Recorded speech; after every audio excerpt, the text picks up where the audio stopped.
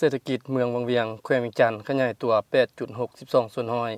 สหายพรแก้วคุณพลคณะประจำพรรคแขวงเลขาพรรคเมืองเจ้าเมืองวังเวียง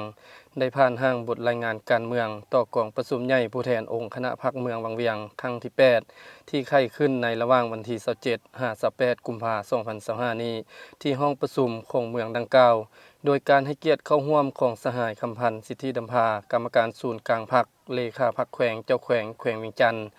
ซึ่งสหายได้ยกมาเห็นถึงผลสำเร็จภายใต้การนำพาชี้นำขององค์คณะพรรคเมืองวังเวียงครั้งที่ 7 ได้สุ่มใส่จัดตั้งปฏิบัติขุดค้นทุกกำลังแห่งบ่มซ้อนอย่างตั้งหน้าเฮ็ดให้เศรษฐกิจของเมืองขยายตัวในระดับดีมั่นเที่ยงและถึกทิศโครงประกอบเศรษฐกิจได้มีการหันเปลี่ยนอย่างเป็นระบบการพัฒนาเศรษฐกิจสังคมมีการขยายตัวอย่างต่อเนื่องเศรษฐกิจของเมืองขยายตัวในระดับเฉลี่ย 8.62 ส่วนห้อยต่อปีลื่นแผนการ 0.12 ส่วนห้อยรวมยอดผลิตภัณฑ์ภายในปฏิบัติใด 114.69 ส่วนห้อยรวมมูลค่าทั้งหมด 2,000 ตื้อกว่ากีบเฉลี่ยต่อหัวคนได้29ล้านกว่ากีบหรือเท่ากับ 1,486 ดอลลาร์แขนงกสิกรรมปฏิบัติใด573ตื้อกว่ากีบแขนงอุตสาหกรรมการก่อสร้างปฏิบัติใด529ตื้อกว่ากีบแขนงบริการปฏิบัติใด921ตื้อกว่ากีบมีเนื้อที่ปลูกข้าวรวมทั้งหมด 27,944 เฮกตาร์ผลผลิตรวม 111,174 ต้นเฉลี่ยข้าวกินต่อหัวคน361กว่ากิโลกรัมต่อคนต่อปีอันพ้นเด่นแม่นการปลูกพืชเสบียงอาหารและพืชสินค้าเนื้อที่ทั้งหมด 14,754 เฮกตาร์ผลผลิต 110,000 กว่าต้นต่อปีเทียบใส่แผน5ปีปฏิบัติได้ลื่นแผนการ22.35 ส่วนห้อย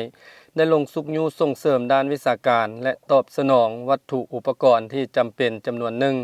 ในการป้องกันและปิ่นปัวพยาธิสัตว์เลี้ยงเฮ็ดให้การเลี้ยงสัตว์ประเภทต่างๆมีการขยายตัวไวสมควรเฉลี่ยการบริโภคต่อหัวคน65กว่ากิโลต่อคนต่อปีปัจจุบันทั่วเมืองมีหัวหน่วยวิสาหกิจทั้งหมด 3,038 หัวหน่วยมูลค่าการลงทุนทั้งหมด 4,747 ตื้อกว่ากีบได้สุกยูส่งเสริมการผลิตสินค้าที่เป็นท่าแห่งสินค้าเอกลักษณ์และมูลเสื้ออยู่บรรดาบ้านให้กลายเป็นสินค้า1เมือง1ผลิตภัณฑ์ได้2หัวหน่วยมี23ผลิตภัณฑ์มีจำนวน68ครอบครัวที่นอนอยู่ในเขตบ้านท่าเหือและบ้านห้วยปะมอมได้เอาใจใส่ขยายตะนางไฟฟ้าลงสู่ชนบทเขตห่างไกลซอกลีกได้อย่างทั่วถึงรวมยอดพลังงานส่งออกทั้งหมด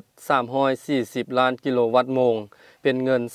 365ตื้อกว่ากีบการขุดค้นแร่ธาตุสามารถปฏิบัติได้12ล้านต้นมูลค่า622ตื้อกว่ากีบทั่วเมืองมีคิวรถขนส่งโดยสาร1จุดมีพาหนะขนส่งทั้งหมด 1,714 คันในนี้รถขนส่งสินค้า469คันสามารถจราจรส่งสินค้าได้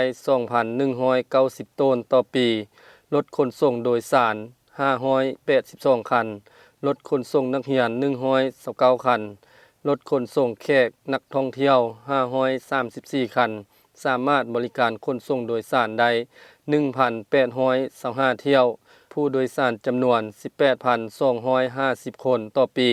สามารถดึงดูดนักท่องเที่ยวเข้ามาเที่ยวเมืองวังเวียงได้ทั้งหมด2ล้านกว่าเทื่อคนในนี้มีนักท่องเที่ยวต่างประเทศ 944,000 กว่าเทื่อคนสามารถสร้างรายรับทั่วสังคมได้ 1,882 ตื้อกว่ากีบการเก็บรายรับงบประมาณสามารถปฏิบัติได้73ตื้อกว่ากีบเท่ากับ116ส่วนห้อยของแผนการระดมทุนเพื่อการพัฒนาการลงทุนของรัฐรวมมี33โครงการมูลค่า17ตื้อกว่ากีบเท่ากับ17กว่าส่วนห้อยของแผนการรวมเอา 0.32 ส่วนห้อยของทุนทั้งหมด